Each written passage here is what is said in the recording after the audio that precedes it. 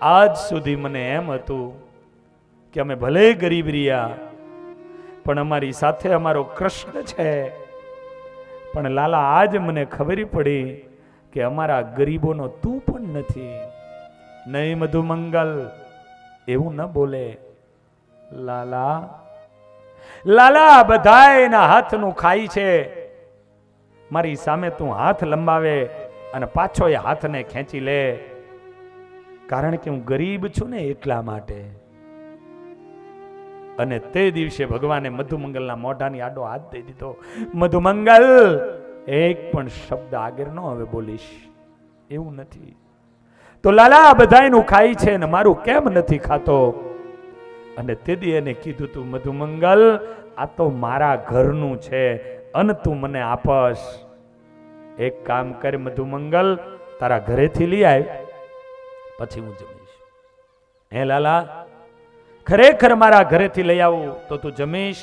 હા, તારા ઘરેથી લઈ આવ, હું જમીશ. અને મધુમંગલ ત્યાંથી દોડવા લાગ્યો. આજે એના ઘરે આવ્યો અને એ મધુમંગલને જ્યારે આવતો માં પૂર્ણીએ જોયો, માને ધ્રાસકો પડ્યો. અચાનક આવા ટાઈમે એકલો મારો દીકરો કેમ આવ્યો હશે?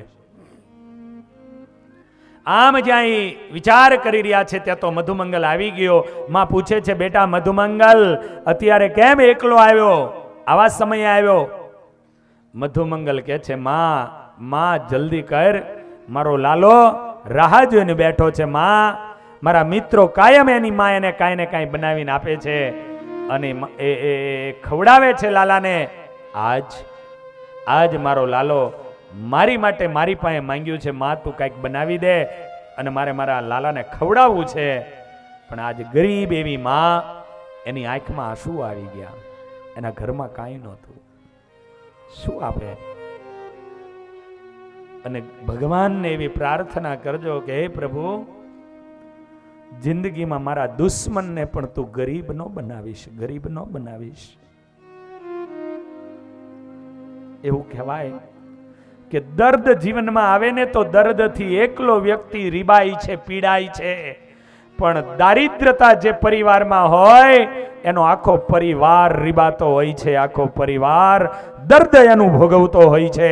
માટે ભગવાનને પ્રાર્થના કરજો કે હે પ્રભુ, મારા દુશ્મનને પણ તું કોઈ દી ગરીબ ન બનાવીશ, મારા દુશ્મનને પણ તું કોઈ દી ગરીબ ન બનાવીશ.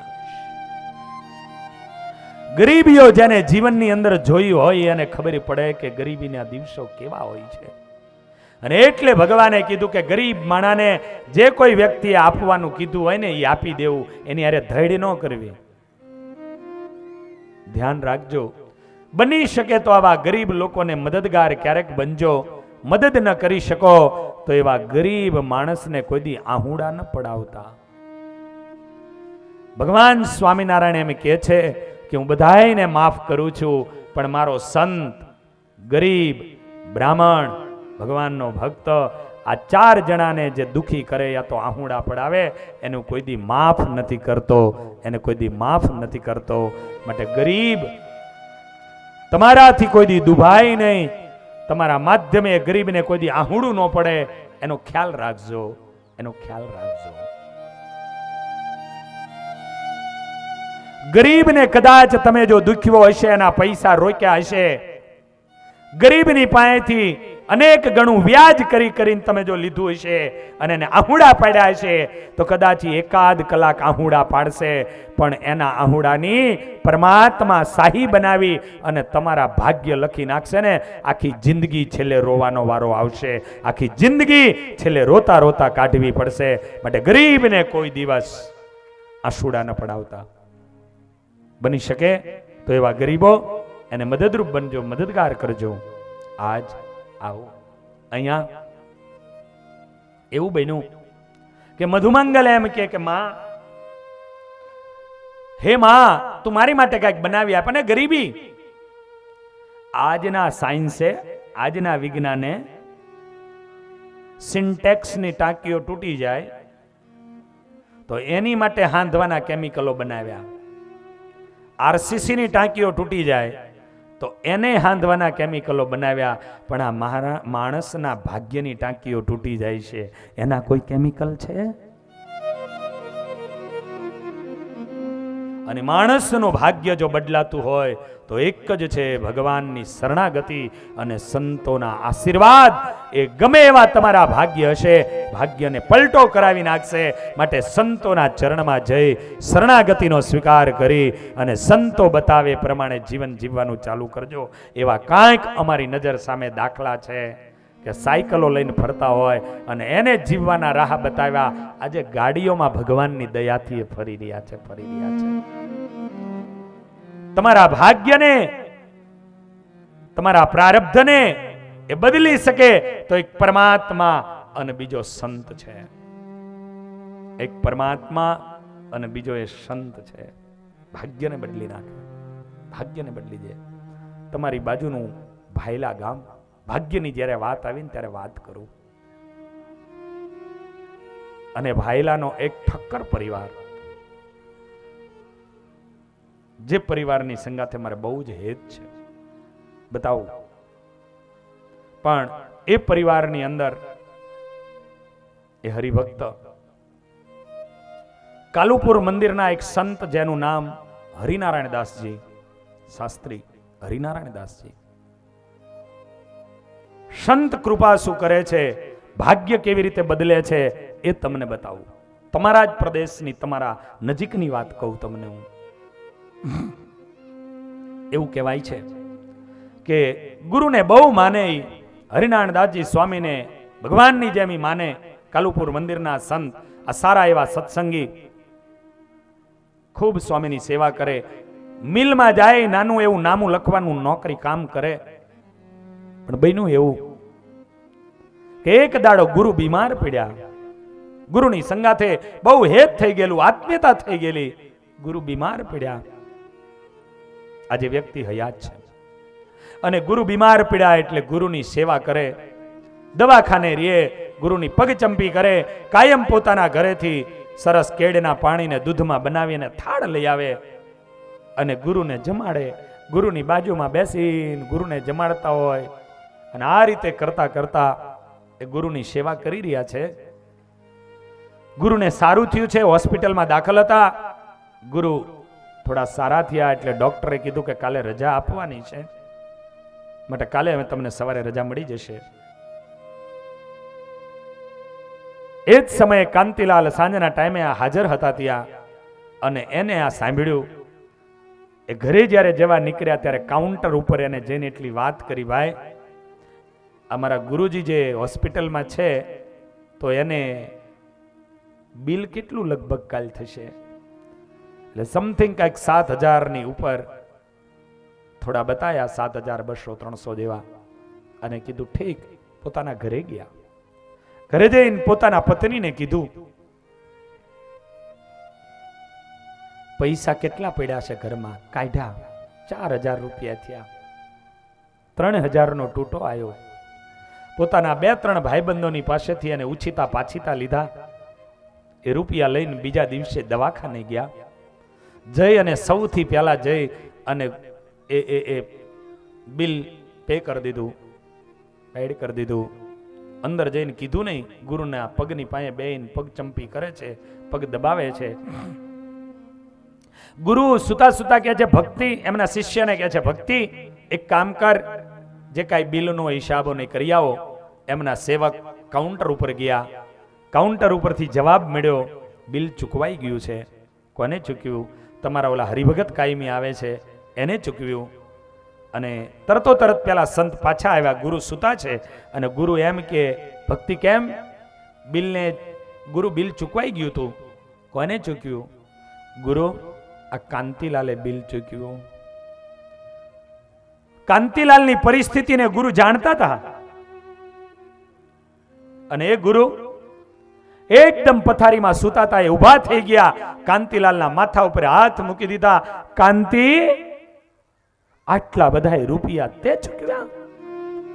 કાંતિલાલે હાથ જોડીને કીધું, ગુરુ કુણી લાગણી રાખજો, ગુરુ રાજી રહેજો. એના શબ્દ બોલું છું, ગુરુ રાજી રહેજો. બસ મારા પરિવારના સભ્યો બીમાર પડ્યા હોય તો કંઈક વેચીને પણ કરું. આજે મારા ગુરુ એ મારું સર્વસ્વ છે, એની માટે નહીં કરું તો હું કોની માટે કરીશ? ગુરુ રાજી રહેજો. પણ કાંતિ આટલા બધા રૂપિયા તે આપ્યા. કાંતિ જા, ભગવાનને પ્રાર્થના કરું છું આજથી આ હરિનારાયણ નું પ્રારબ્ધ એ તારું પ્રારબ્ધ તારી જિંદગીમાંથી વયું ગયું. આહા, ભાવુક બની ગયા, ભાવ વિભોર બની ગયા. અને ગુરુએ કહી દીધું, જા કાંતિ, આજથી તારું ભાગ્ય ગરીબીનું ગયું. અને ગુરુને રજા આપી. ગુરુ ત્યાંથી મંદિરે ગયા. આ બાજુ કાંતિલાલ કાયમના નામા નોંધવાના અને ત્યાં જવાનું. બીજા દાડે એક ભાઈબંધ મળ્યો અને ભાઈબંધે એને એમ કીધું, કાંતિલાલ, મારે કાંઈ જમીન છે વેચવી છે, કોઈ ખારો માણા હોય તો કહેજે ને. ઓલો કે ભલામણા હું નામા લખવા વાળો માણા. તેથી આવી દલાલીઓ બધી ગામડે બધા એવું નહોતું બધું. એટલે એને એમ કીધું, કરે હું ભલામણા આ નામા લખવા વાળો માણા, મારે આ હું લેવા દેવા નહીં, હોય તો કહેજે ને, મારે વેચવી છે. આને કઈ રસ કાંતિલાલને હતો નહીં, પણ ગુરુની કૃપા થાય એ ભાગ્ય બદલે ત્યારે હું થાય ને એ બતાવું તમને. અને ત્રીજા દિવસે એક ભાઈ મળ્યો, એને કીધું કે ભાઈ આ વિસ્તારમાં જો ક્યાંક જમીન બમીન હોય તો કાંતિલાલ કહેજે ને, મારે લેવી છે. કાંતિલાલને લાઈટ થઈ. 2 દાડા પહેલા ઓલો ભાઈ કહેતો તો આ જ વિસ્તાર હતો, આને એ જ વિસ્તારમાં લેવી છે, હાલને બેન ભેગા કરી દઉં. કાંતિલાલે ભેગા કરી દીધા અને જેની ઉપર આશીર્વાદ વરસેલા હતા બાપ અને બહેનું, એવું બેનો સોદો થઈ ગયો. 2 જણા એનું કમિશન જે કાંઈ હોય એ આપ્યું. કાંતિલાલ ગણીને વિચાર કરે, અને પણ ઠક્કરનો દીકરો વિચાર કરે કે હારું આ નામાં લખીને આંગરા ઓલા થઈ જાય અને મેર નો પડે, એક સોદામાં એટલું બધું મળે, આ કામ કર્યા જેવું છે. અને એ કાંતિલાલે ત્યાર પછી જમીનોનું શરૂ કર્યું. અને એ ગુરુ અને નરનારાયણ દેવની કૃપા થઈ તો આરાધના, અપસરા આ બધા એના માલિક એક દાડો એ બની ગયા. એ કાંતિલાલ ચુનીલાલ ઠક્કર આજ પણ હયાત છે. એ ભાયલા ગામના એ વતની, એકનો એક દીકરો ધવલ, આજ પણ તમે જુઓ એનું સુખ સમૃદ્ધિ. આજની તારીખે સવારે 3 વાગે ઉઠે છે, ધ્યાનમાં બેસી જાય, 10 વાગ્યા સુધી તો એ પૂજા કરે છે. વિચાર કરો, ગુરુઓની આ કૃપાઓ મળી અને ક્યાં એના બદલા થઈ ગયા. એના નાના ભાઈ શાંતિલાલ, અમારા હાથીજણના પાયાની અંદર એ શાંતિલાલે જે અમને મદદો કરી છે, આ પરિવારને અમે ક્યારેય પણ હાથીજણ વાળા ભૂલી ના શકીએ. એ શાંતિલાલ, એ કાંતિલાલ, એ જે પરિવારે એ અમને જે પાયાની અંદર એ મદદો કરી છે, પોતે પોતાના ઘરેથી સીધાઓ ભરી ગાડીઓમાં લઈ અને શાંતિલાલ એ અમને હાથીજણમાં એ મહિનાના સીધાઓ દેવા આવતા હતા. એ તમારા ભાઈલાના આ પરિવારો છે. પણ સંતોના આશીર્વાદો, સંતોની કૃપાઓ, એના પ્રારબ્ધો બદલાઈ ગયા. તો તમારા ભાગ્યોને બદલવા વાળું જો કોઈ હોય તો એ સંત છે. અને એને બદલવા વાળું એક દાડો એ કાલુપુરના ટ્રસ્ટી પણ બન્યા. ખૂબ નરનારાયણ દેવની આ પરિવારે સેવાઓ કરી છે. આવો મધુમંગલ ગરીબી માને કે માં કઈક બનાવી આપ. માએ વિચાર કર્યો શું બનાવી દઉં. અને તેદી માએ છેલ્લે એક માએ ખાટી છાસ હતી એ આપી. મધુમંગલે કીધું, માં આ નહીં બેટા, કાંઈ નથી. તો માં એક કામ કર્યા, વઘાર કરી દે. જેના ઘરે ચપટી લોટ નહોતો બાપ, એના ત્યાં વઘાર ક્યાંથી હોય? અને એ વઘારની જ્યારે વાત કરી એટલે માં પોતાના દીકરાનું મન મનાવવા લોખંડનો કળસો લઈ અગ્નિમાં તપ્યો. અને એ લોખંડના કળસાને અગ્નિમાં તપવી અને છાશમાં બોર્યો એટલે છમકારો થયો. અને એ છમકારો જ્યાં થયો ને, માએ કીધું, લઈ જા દીકરા, આનો વઘાર થઈ ગયો. ઓલાએ જોયું, માં આમાં રાઈ નથી દેખાતી, આમાં જીરું નથી દેખાતું, આમાં તેલ નથી દેખાતું, માં વઘાર કેવી રીતે થયો? અને તેદી માએ જવાબ આપ્યો તો, આ દેશની એક ગરીબ માં શું બોલે છે જોજો, દીકરા આ મારી અમૂલ્ય વસ્તુની તને ખબર નહીં પડે. દીકરા, મારી દારિદ્રતાના તાપ ઉપર, મારી ગરીબીના તાપ ઉપર, મારા હૃદય રૂપી તપેલીમાં મારા આંસુડા રૂપી તેલથી જો આનો વઘાર કર્યો હોય તો તારા કૃષ્ણને કહેજે આ પી જાય. અને જો એ ન પીવે ને તો મારી અણમોલ વસ્તુ કોઈને આપતો નહીં. તું પાછી લઈ આવજે.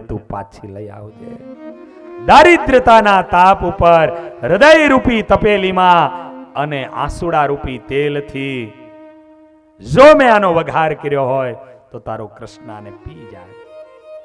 ગયા લઈને ગયો, પણ રસ્તામાં વિચાર આવ્યો.